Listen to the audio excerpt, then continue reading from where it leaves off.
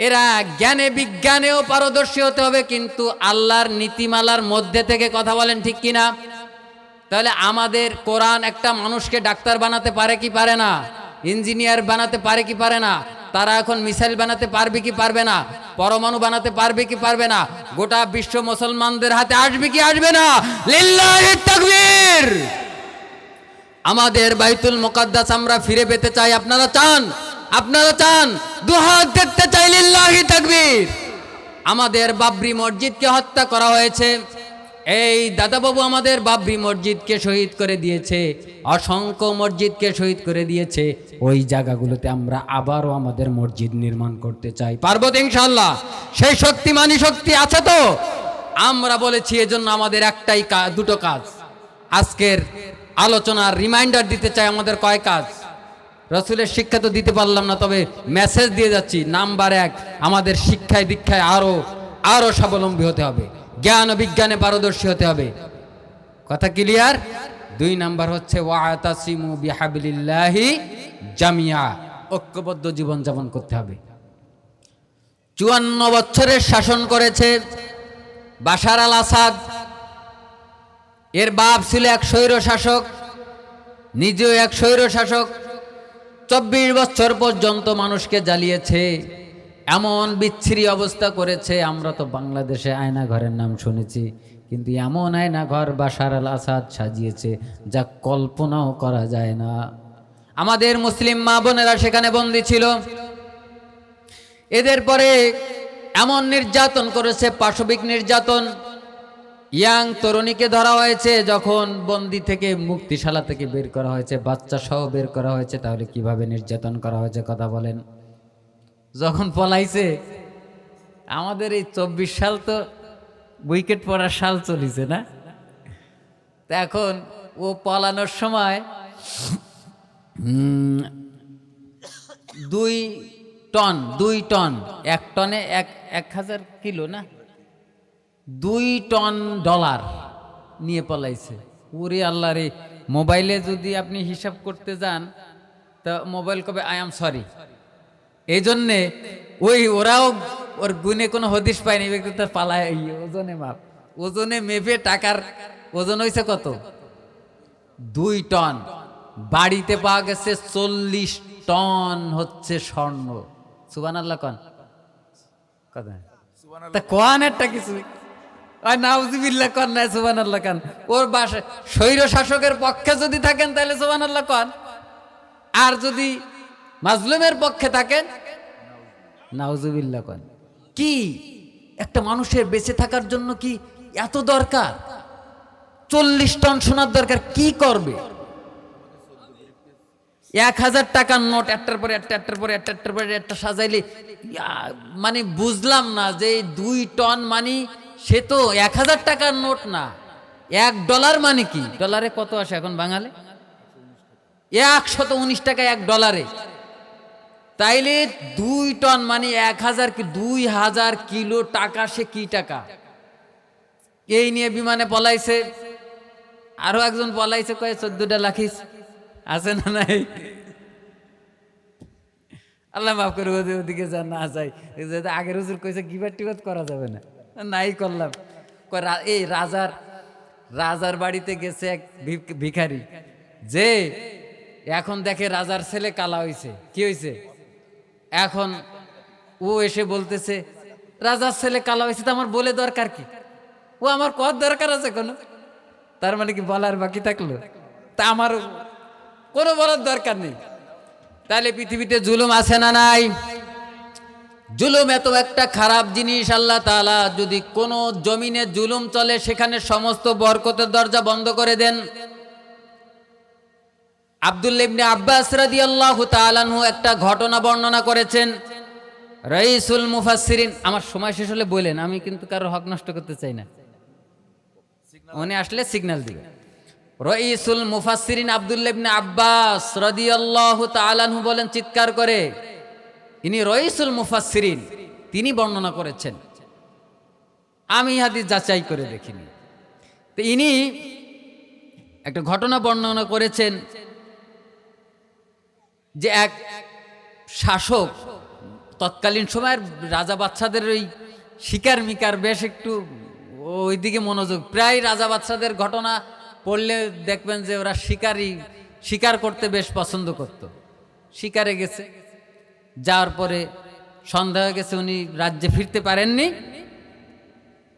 এই এক রাখালের বাড়িতে তিনি মেহমান হয়েছেন। ছোট্ট একটা গল্প বলতেছি। এখন রাখাল কি করবে, তাইলে মেহমান আসছে, তাইলে গাভীর দুধ দোয়ায় তাকে খেতে দিবে। গাভীর যেই দুধ শুয়ানো শুরু করছে, হায় রে দুধ, খালি দুধ, মানে এক গাভীতে মনে করেন 30 গাভীর দুধ। কয় রে, আমি দেশের প্রেসিডেন্ট, আমার এরকম একটা গাভী নেই, এই রাখালের এই গাভী এত সহ্য করা যায় না। আছে না নাই? আমাদের হাউন আঙ্কেল যে জায়গায় যে জমি দেখে কয় এটা আমি চাই, এরকম লোভ আছে না নাই? এরকম হাউন আঙ্কেলের মতো লোভ হয়ে গেছে। এখন ও প্ল্যান সাজায় ফেলাইছে যে আমার কি ভবন, তো গণভবনে তো হাঁস মুরগি তো আমরা সব দেখছি, কিন্তু এরকম একটা গরু তো দরকার নাকি? এ রাখালের কাছে এ গাভী রাখা যাবে না, এটা মানায় কোথায়? গণভবনে। এইবারও প্ল্যান সাজায় বাড়িতে গেছে, মানে রাজপ্রাসাদে গেছে। তাহলে যাই, এবার যে দেখে আসি, মানে আনার কি প্ল্যান করা যায়। তো এইবার আবার যে উনি ওই মেহমান হয়েছে সন্ধ্যাবেলা, মেহমান হলে এইবার যে গরু দুয়ায় দুধ আর পড়ে না, একই গরু। কষ্ট হচ্ছে আপনাদের? দুধ আসে না, অল্প, মনে করেন আগে হয়েছে 30 গাভীর দুধ, এখন একজনের দুধ হয় না। বাচ্চা বলতেছে, ঘটনা কি? এটা কি তোমার সেই আগের গরু নাকি?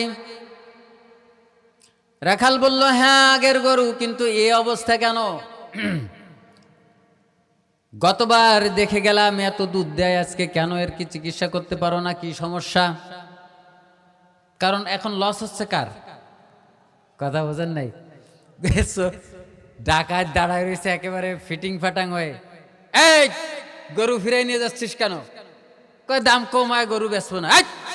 গরু বেচবি না মানে? গরু বেচলি না কেন তাই বল, লাভ হবে লস হবে আমার হবে, তুই গরু বেচলি না কেন? তার মানে ডাকাত টাকা নেবে হচ্ছে কম হলেও ডাকাইতের, বেশি হলেও ডাকাইতের, তুই গরু বেচলি না কেন?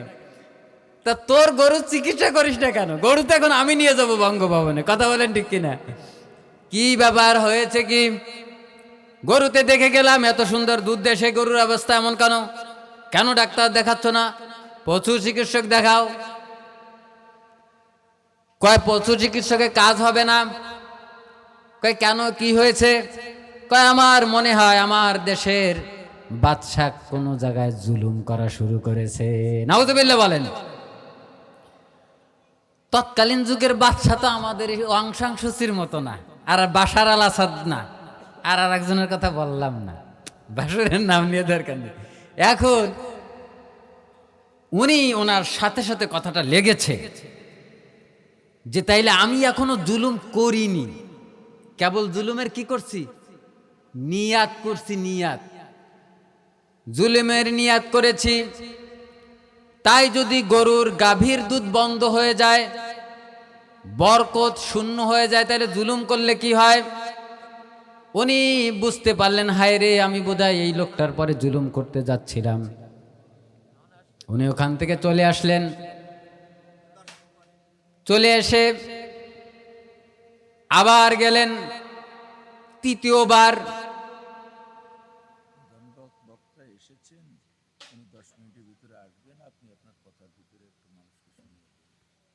আলহামদুলিল্লাহ, প্রধান বক্তা এসে গেছে, লিল্লাহি তাকবীর। উনি এসেছেন, ওনার তো 10 মিনিট রেস্টের দরকার নাকি?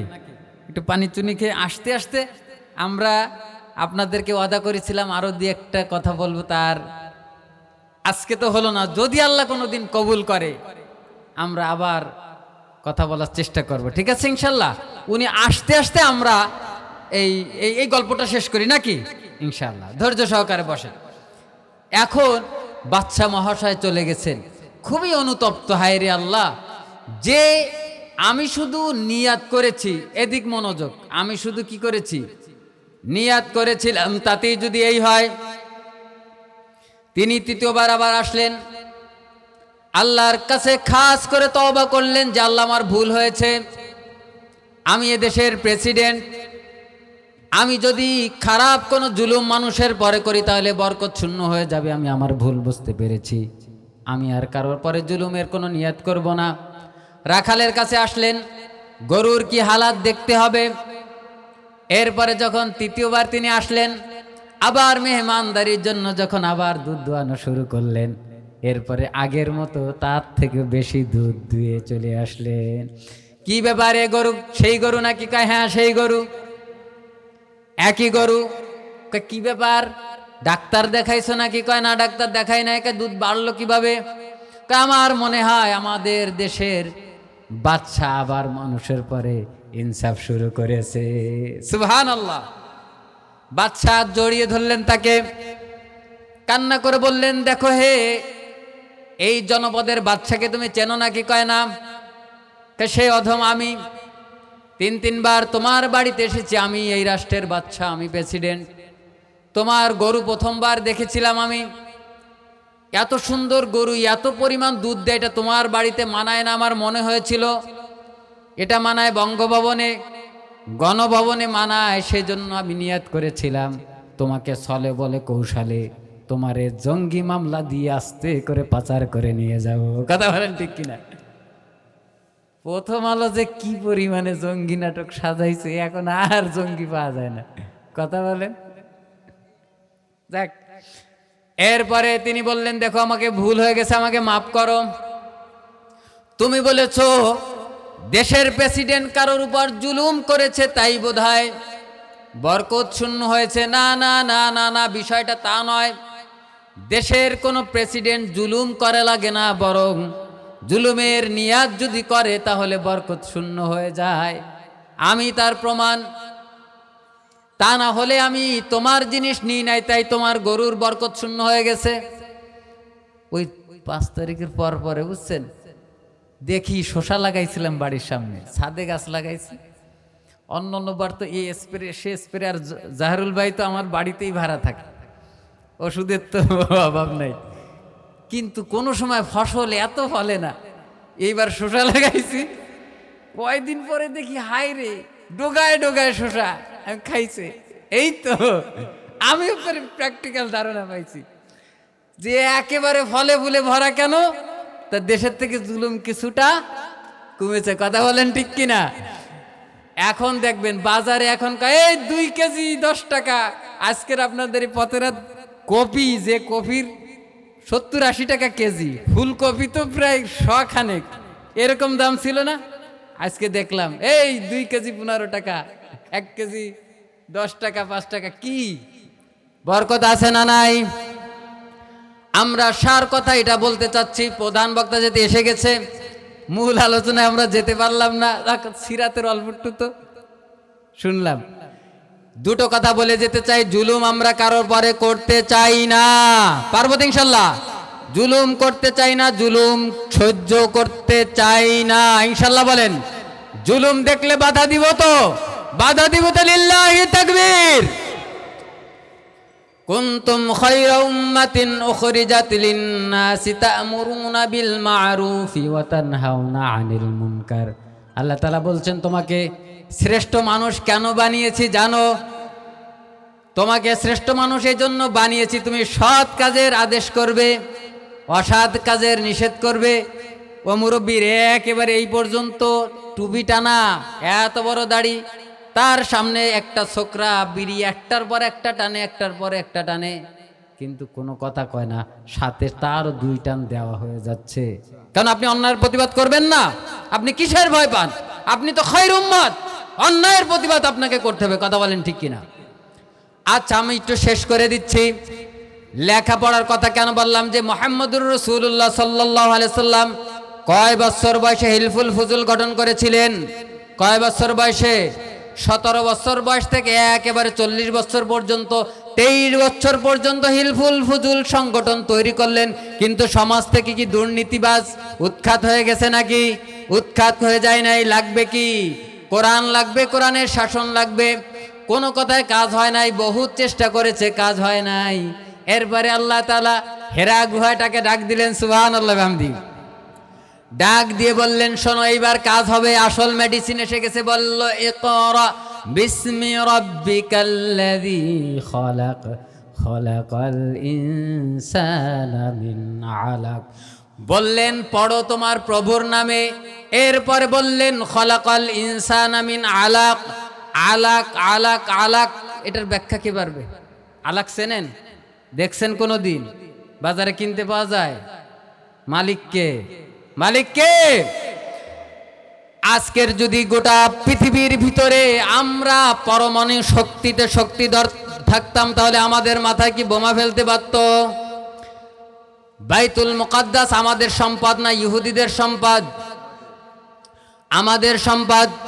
ইয়া কওমি দুখুলুল আরদাল মুকাদ্দাসাতাল্লাতী কাতাবাল্লাহু লাকুম ওয়া লা তারতাদ্দু আলা আদবারিকুম ফাতানকালিবু খাসিরিন। আল্লাহ তাআলা বলছেন, এ কওমের লোকেরা, বাইতুল মুকাদ্দাস ছেড়ে দিও না, ওখান থেকে পিছু হটে যেও না। যদি ওখান থেকে পিছু হটে যাও, তোমরা ক্ষতিগ্রস্তর মধ্যে পড়ে যাবে। কথা ঠিক না বেঠিক? আমাদের বাইতুল মুকাদ্দাস, এখানে 1 রাকাত নামাজ পড়লে কি 1 রাকাতের সওয়াব হয় না বেশি হয়? মদিনায় 1 রাকাত নামাজ পড়লে 1 রাকাতের সওয়াব হয় না তার থেকে বেশি হয়? মক্কায় তার থেকে বেশি হয় না কম হয়? বোঝা গেল 3 মসজিদের গুরুত্ব আছে না নাই? আমরা হজে যাই, মক্কায় যাই, মদিনায় যাই, আমাদের প্রাণের মসজিদ।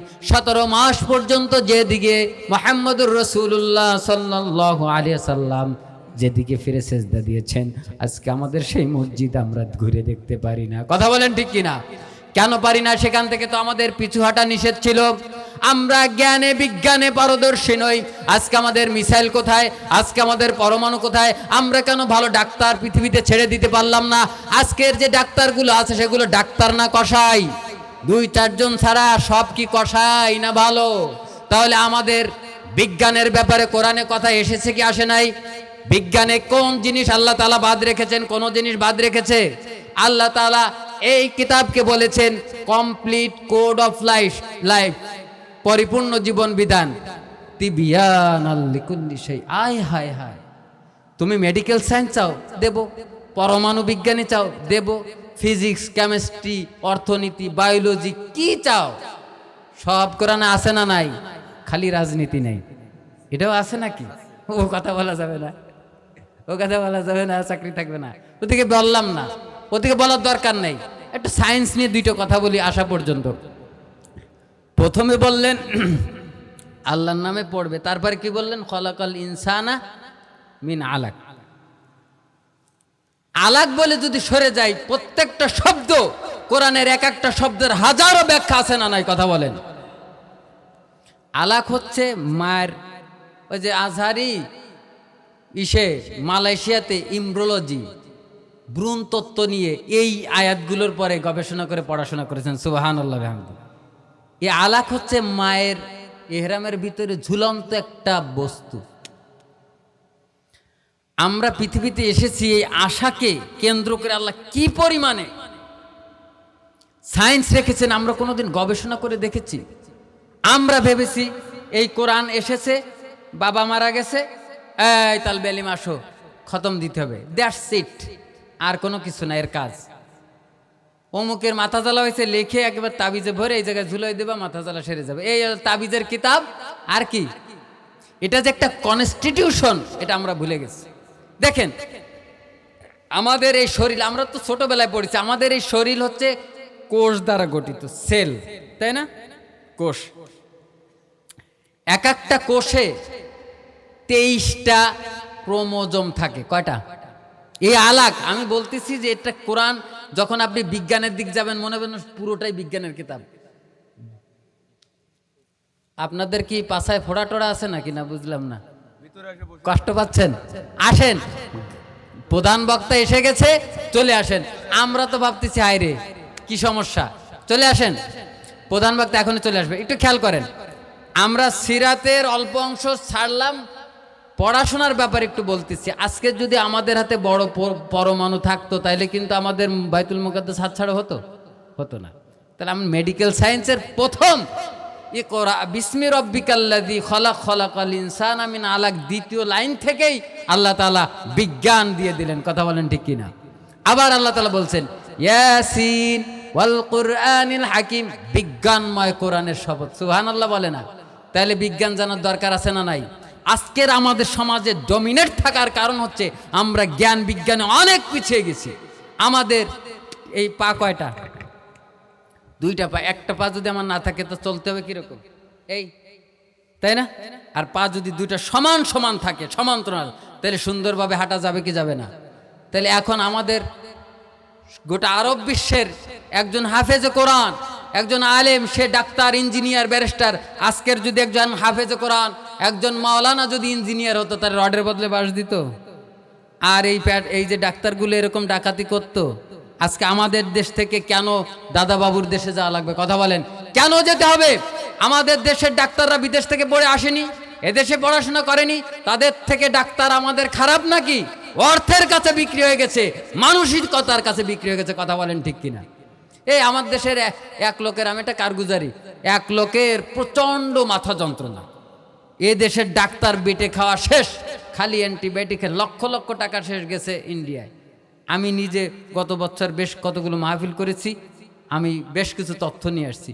এখন মাথা জ্বালা শুরু, ওই ডাক্তারের কাছে দেখে টেকে পুরনো যে প্রেসক্রিপশন দেখে টেকে, রিপোর্ট দেখে টেকে বলে এত বড় রোগ, আপনি কয় টাকা নিয়ে আসছেন? কয় 2.5 লক্ষ টাকা।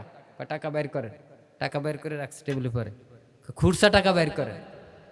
খুরসা টাকাতে কি করেন? বের করেন 15 টাকা। কয় টাকা? 15 টাকা। কয় যান বুট ভাজা কিনে নিয়ে আসেন। কি আনবে? বুট ভাজা।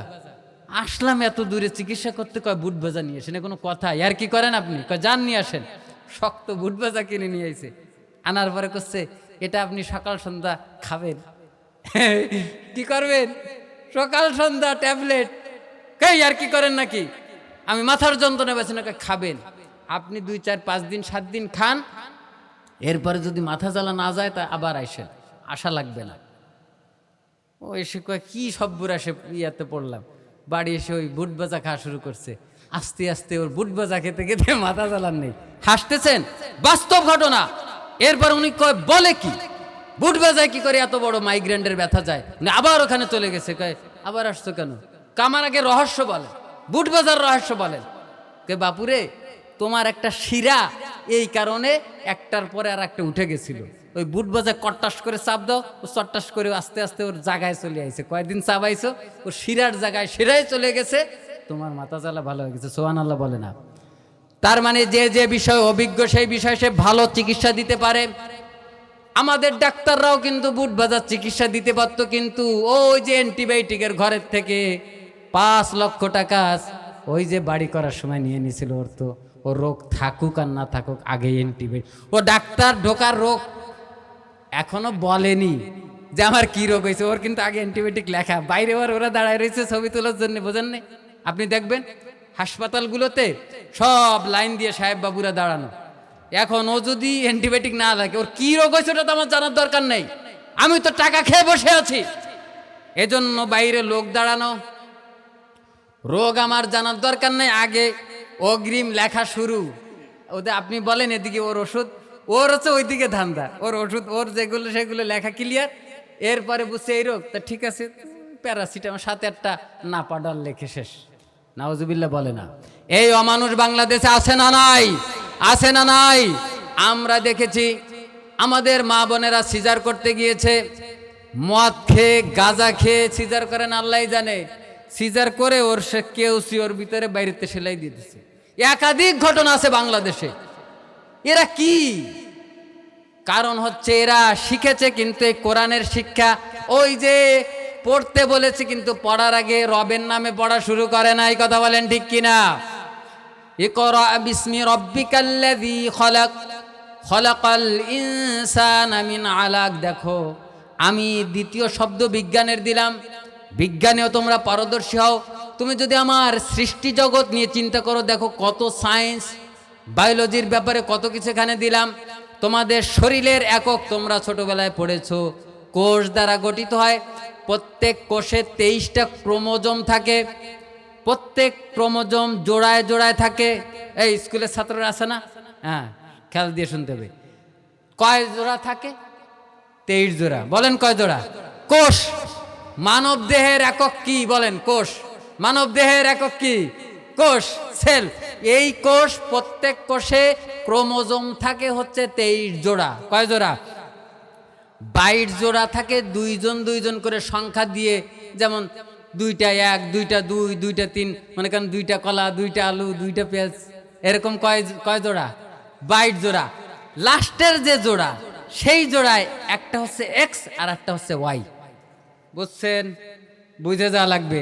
তাহলে মানব দেহের একক কি? কোষ। কোষের ভিতরে কয়টা ক্রোমোজোম থাকে? 23টার ভিতরে লাস্টেরটা 23 নাম্বারটায় কি? X Y. বউ রাখবো না, এইবার মেয়ে হলো, ফিরে চেষ্টা করলাম, সেটাও মেয়ে হলো, তারপরে মেয়ে হলো, তোরে রাখবো না তো রাখবো না। দ্বিতীয় বিয়ে করে কি করে না? ওই দোষ কি বেটার না বিটির? এর সমাধান কোরআন দেবেন আর কেটা দেবে? যখন বিজ্ঞান ছিল না, আল্ট্রাসাউন্ড ছিল না, এ বিষয়ে যাদের কোনো ধারণা ছিল না, কোরআন সেই সময় বলে দিয়েছে, শোনো, বাচ্চা মেয়ে হবে না ছেলে হবে, কিভাবে হবে, কার থেকে হবে, সব আমি বর্ণনা করলাম।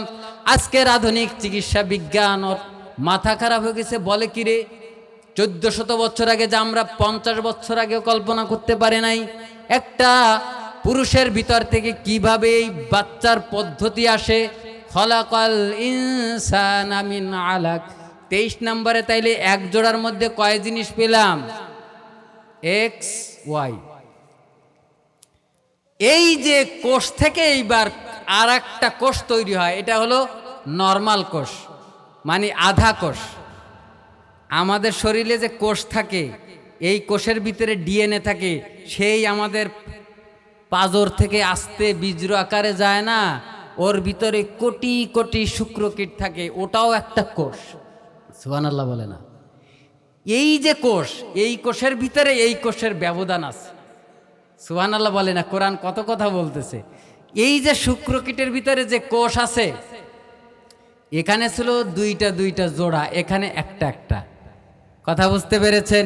এই একটা যেতে যেতে লাস্টেরটা পুরুষের যে শুক্রকীট, সেই জায়গায় এক্স এবং ওয়াইয়ের জায়গায় হয় এক্স থাকে না ওয়াই থাকে। কি বলেছি বলেন তো? এই যে সহকারী কোষগুলো, সেই কোষের ভিতরে একটা থাকে, ওই 23টাই। লাস্টেরটা হয় এক্স থাকবে না ওয়াই থাকবে। আর মূল কোষে, আমাদের শরীরের মূল কোষে এক্স ওয়াই দুটো থাকে। কথা বুঝতে পেরেছেন? বুঝতে পেরেছেন? তাহলে এই কোষের ভিতরে ওয়াই এক্স থাকবে না ওয়াই থাকবে। নারীদেরও ডিম্বাণু আছে, সেখানেও কিন্তু ওইরকম সেমি কোষের ভিতরে ওই 23 জোড়ায় 23টা, যে ওই একটা করে যে 23-এ যখন যাবে, তখন ওদের থাকবে শুধুমাত্র এক্স। এইবার এক্স এক্স যখন একসাথে হবে, তখন মেয়ে হয়ে যাবে। সুবহানাল্লাহ বলেন? আর এক্সের সাথে যখন ওয়াই মিলিত হবে, তখন ছেলে হয়ে যাবে। এইবার বলেন তো, এক্স ওয়াই পুরুষের না মেয়ের? পুরুষের কি কোনো, মেয়ের কোনো ওয়াই আছে? তার মানে পুরুষ থেকে যে এক্স ওয়াই যায়, ছেলে হবে না মেয়ে হবে, এটা নির্ভর করবে পুরুষের শুক্রকীট থেকে। তাহলে বউর দোষ কি? বউরে তালাক দিল কেন?